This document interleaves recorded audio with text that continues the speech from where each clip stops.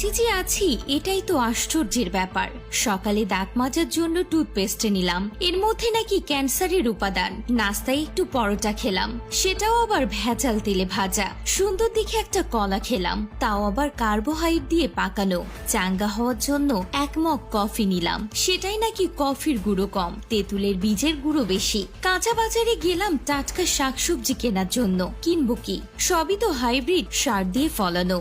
মশলা আর হলুদ গুঁড়ো নিলাম, ওতে আবার লেড আর ক্রোমাইড কেমিক্যাল মেশানো। সয়াবিন তেল দিয়ে রান্না করব, সেই তেলের অর্ধেকই নাকি পাম অয়েল মেশানো। মাছ মুরগি খাবো, কিন্তু সেগুলোকে ভেজাল পোল্ট্রি ফিড ফরমালিন দেয়া। একটু মিষ্টি খেতে মন চাইলো, জিলাপি নিলাম, সেটা নাকি পোড়া মবিল দিয়ে মচমচে করা। ইফতারে গলা ভেজাতে শরবত খাবো, তাতে মেশানো হয়েছে ক্ষতিকর রং আর কেমিক্যাল। খেজুর কিনলাম, চড়া দাম দিয়ে ধরিয়ে দিল 3 নম্বরই খেজুর।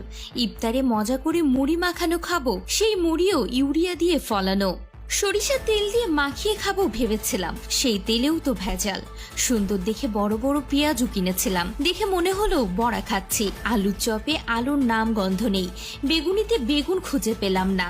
সবজি চপ মুখে দিয়ে মনে হলো খড়কুটো চিবাচ্ছি। প্রোটিনের জন্য গরম দুধ খাওয়া দরকার, কিন্তু গাভীর পিটুইটারি গ্রন্থিতে ইঞ্জেকশন দিয়ে নাকি অতিরিক্ত দুধ দোয়ানো হয়, তারপর আবার মেশানো হয় 1 বালতি পানি।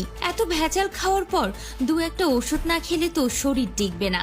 কিন্তু ওষুধ যে খাবো, বেশিরভাগ ওষুধ খেলেই হয় সাইড ইফেক্ট, বাকিগুলো আবার শরীরে কাজই করে না। ওষুধ খাচ্ছি নাকি স্বাদবিহীন কাশির ট্যাবলেট খাচ্ছি, সেটাও একটা সন্দেহ।